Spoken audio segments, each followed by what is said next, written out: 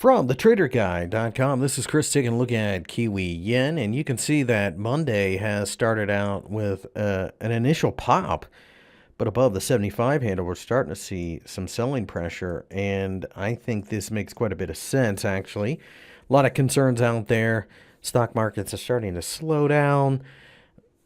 We've got the U.S.-China trade talks going on.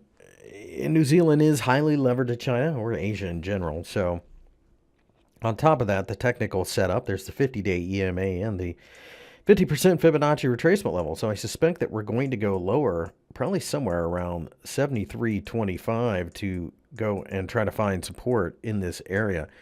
Doesn't mean that it's going to slam straight down. This may be several days in the making. Obviously above 75 and a half and really probably 75 and a quarter. I'd become concerned and probably bail on this trade, but it certainly looks as if this massive downtrend is trying to reassert itself. So we'll see.